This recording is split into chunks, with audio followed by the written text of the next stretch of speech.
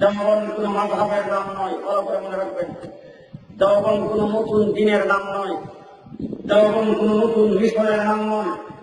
দেওবন্দের অবস্থাটা এমনিভাবে বুঝতে পারেন, আমার দেশ ৩০ লক্ষ শহীদের বিনিময়ে অর্জিত বাংলাদেশ। এই দেশে লাল সবুজ পতাকা, দেশের ৫৬,০০০ বর্গ মাইল স্বাধীন সার্বভৌম দেশ, এক সাগর রক্তের বিনিময়ে যুদ্ধ করে আমরা স্বাধীন করেছি। এই দেশের জন্য বর্ডারের দরকার আছে না নাই? বর্ডারের কি কাজ? বর্ডারের কাজ হলো ৩০ লক্ষ শহীদ হয়ে দেশ যে স্বাধীন করেছেন, সেই দেশের স্বাধীনতার সার্বভৌমত্ব নষ্ট করার জন্য বাহির থেকে যদি অবৈধভাবে কেউ ভিতরে প্রবেশ করতে চায়, বর্ডারের দায়িত্ব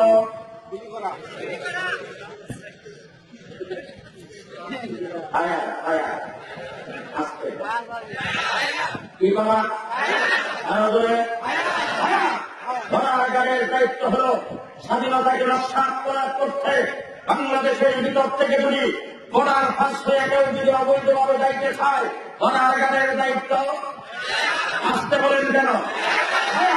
বাংলাদেশের ভিতরে ফুলহুটের মধ্যে মহারে, সুরাকের মাঠে মহারে, বাংলাদেশের ভিতরে কোন জায়গায় যদি সন্ত্রাস করে দেশের স্বাধীনতাকে নস্যাৎ করতে চায়, স্থিতিশীলতাকে উচ্ছ্বাস করতে চায়, বর্ডারের দায়িত্ব আসতে কেন? যদি তাই হয়ে থাকে, আল্লাহর নবী তাইফের জমিনে রক্ত দিয়ে উহুদের রণে গান্ধার শহীদ করে, হযরতে জালাল নির্যাতিত হয়ে, হযরতে হুসাইন কারবালার ময়দানে রক্ত দিয়ে, আমার ভাইরা যেই দিনকে আমাদের জন্য আল্লাহ পাক মুকাম্মাল করে দিয়েছেন, সেই দিন সাহাবায়ে কেরাম প্রচার করেছেন, সেই দিন ইমাম আযম আবু হানিফা লিপিবদ্ধ করেছেন, সেই দিনের বজার কাজ হল উলামায়ে দেওবন্দ দিনের ভিতরে যদি নতুন কিছু কেউ প্রবেশ করাইতে চায়, উলামায়ে দেওবন্দের দায়িত্ব হল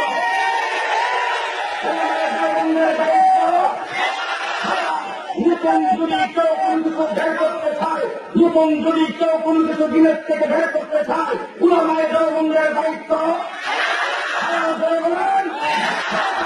দেশের ভিতরে ইসলামের ভিতরে যদি খুঁটি নাকি কোন বিষয় নিয়ে কেউ যদি কোন প্রকার মতভেদ সৃষ্টি করতে চায়, উলামায়ে দেওবন্দের দায়িত্ব দৃষ্টান্ত স্বরূপ করতে চায়।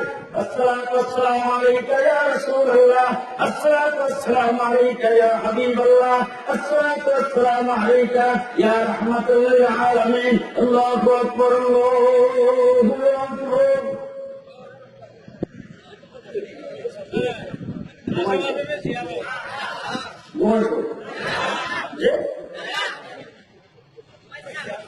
এখন আমরা যারা সালাতু সালাম আযানের আগে পরে কই না, আমাদেরকে তো আমরা আল্লাহর নবীর গুস্তাখ, আমরা হইলাম গুস্তাখে রাসূল, আমরা আশিকে রাসূল না। একদিন একটা আশিকে রাসূলকে বললাম রে বেটা, তুই তো আযান দিস ভুল। বলে কেমনে ভুল দিলাম? আযানের মধ্যে কালিমা অর্ধেকটা কইছ, আর অর্ধেকটা কষ্টাই। বলে হুজুর এটা কেমনে? আমি বললাম যে আযানের মধ্যে তো বলা দরকার ছিল লা ইলাহা ইল্লাল্লাহু মুহাম্মাদুর রাসূলুল্লাহ, মুহাম্মাদুর রাসূলুল্লাহ কষ্টাই। আযান কালিমা অর্ধেকটা কইয়া আযান শেষ করছ। যদি আমরা সালাতু সালাম না করার কারণে যদি আমরা বিয়াদব হয়, তাই তুমি তো ডাবল বিয়াদব। এই কথা বলার পরে হুজুর বেলালে কইছে না, এই জন্য আমিও কই। বেলাল কি আপনাদের মনে সঙ্গে বেলাল? জি, কোন বেলাল? বেলালে কয় নাই, এই জন্য আমি কই নাই। আমি বললাম তুই জীবন মুহাম্মদুর রাসূলুল্লাহ, বেলালে কয় নাই, এই জন্য কষ্ট কই। আমরা সালাতু সালাম আলাইকা বেলালে কই নাই, এই জন্য কই নাই। সালাতু সালাম আলাইকা ইয়া রাসূলুল্লাহ আযানের আগে পরে কইয়া আযানের ভিতরে ঢুকাইল, প্রবেশ করাইল, কি করতে হইল?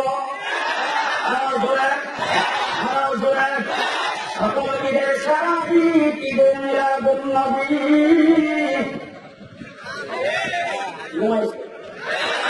সকল ঈদের সারা ঈদে মিলাদুন নবী। আমার রাসূল বলেছেন মুখের জন্য ঈদ দুইটা। কয়টা? আর যখন কয়টা? হুজুর বলেছেন মুখের জন্য ঈদ দুইটা। একটা ঈদুল ফিতর, একটা ঈদুল আযহা। 3 নম্বর ঈদ যদি কোনো ব্যক্তি আবিষ্কার করতে চায়, সকল ঈদের সারা ঈদ, ঈদে মিলাদুন নবী, 12 রবিউল আউয়াল, তাইলে দিনের ভিতরে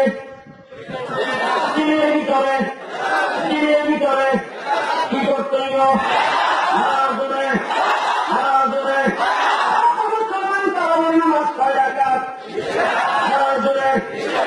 তুমি 8 রাকাত বলি না 12 রাকাতকে বের করে দিতে চাই। তোমার নামাজের আযান কয়টা? তোমার নামাজের আযান কয়টা? চৌধুরী বলে আযান একটা, আর একটাকে বের করে দিতে চায়, বাংলাদেশের ভিতরে অবৈধ বংশ প্রবেশ করাইতে চাইলে ফায়ার করবে, বাংলাদেশের ভিতর থেকে বাহির করতে চাইলে ফায়ার করবে।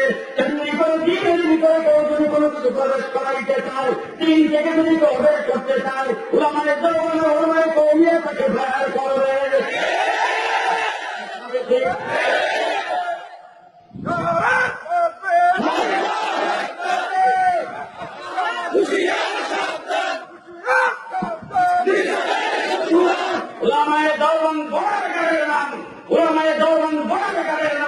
এবার শেষ কথা বলতে চাই, বনার গান যারা রাষ্ট্রের পাহারা দেয়, যদি দেখে বর্ডার পাশ করে অবৈধভাবে আইতেছে লম্বা পাগড়িওয়ালা,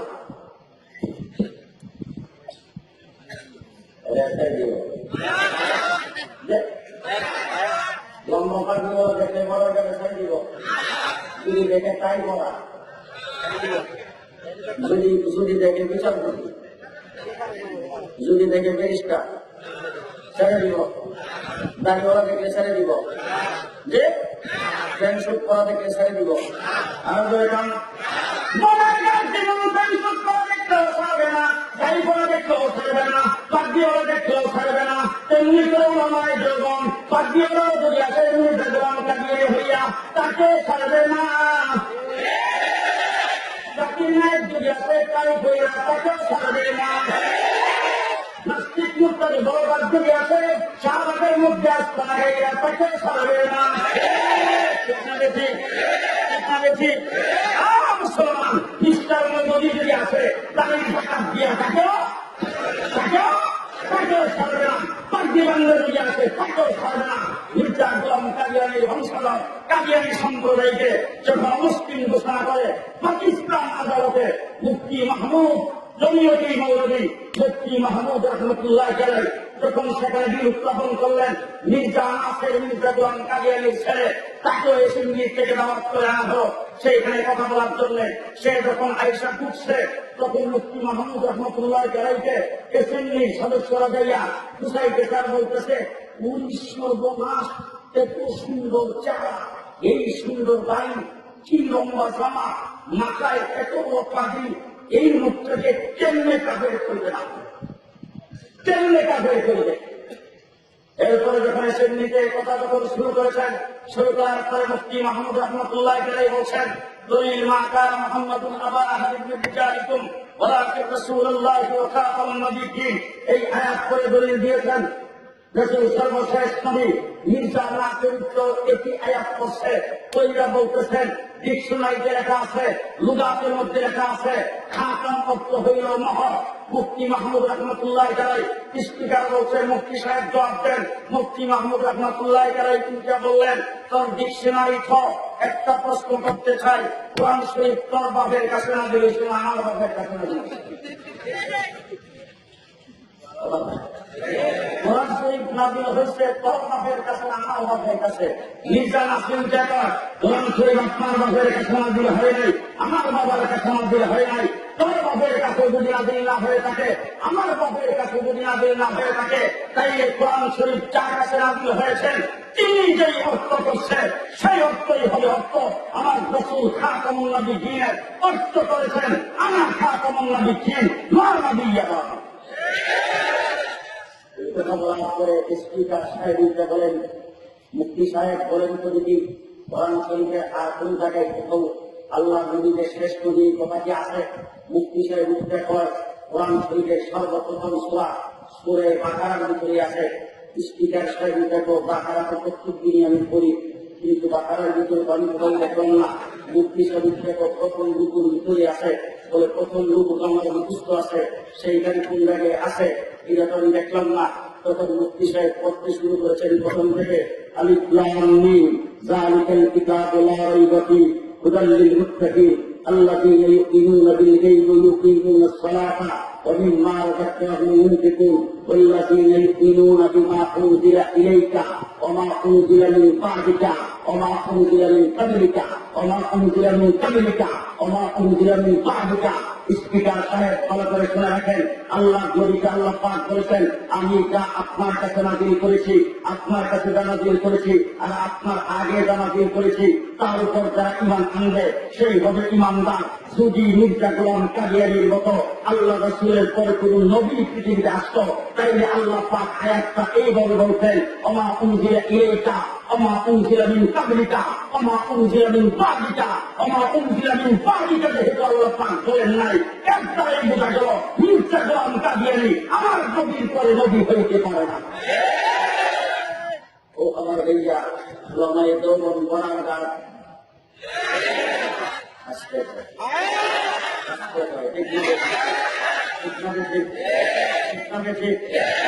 আমার ভাইয়া আমার ফায়ারে ফায়ারে ব্যস্ত আছে ব্যস্ত করে নাই মানুষ অবৈধভাবে প্রবেশ করতে চাই ঘোড়ার থেকে যদি অবৈধভাবে কেউ বের হইতে চায় দুনিয়ার মধ্যে যদি বাংলাদেশের স্বাধীনভাবে রাষ্ট্র করার জন্য কোন ব্যক্তি যদি সেখানে সন্ত্রাস করতে চায় তাকে ফায়ার করবে। সেই ফায়ারের নাম হলো বিশিন গানের গুলি ইস্টার্ন গানের গুলি রাইফেলের গুলি আর বন্ধ করে গুলি উলামায়ে দেওবন্দ দিনের মধ্যে যদি কেউ কোনো কিছু প্রবেশ করতে চায় দিন থেকে যদি কেউ কোনো কিছু বের করতে চায় উলামায়ে দেওবন্দে ফায়ার করবে। সেই ফায়ারের নাম হলো কোরআন হাদিসের দলিল। সেই ফায়ারের নাম কোরআন হাদিসের দলিল। হাইকোর্ট থেকে দুজন বিচারপতি কোরআনের বিরুদ্ধে ফতোয়া দিয়েছে, ফতোয়ার বিরুদ্ধে রায় দিয়েছে। মুফতি কুতুব আমিন রাহমাতুল্লাহ আলাইহি আমাদেরকে সাথিয়া বাইতুল মুকাররমের উত্তর দিকে কোরআন শরীফ আতিনিয়া দলিল আতিনিয়া নামছে নাকি বন্ধু আতিনিয়া যখন আমার রাসূলকে গালি দিয়েছে আল্লাহ আহমদ শফি আমাদেরকে অর্ডার করেছেন তসবিহ জায়নামাজ মিসওয়াক নিয়ে আসতে সাইকেল নিয়ে আসতে বলেন নাই নিয়ে আসতে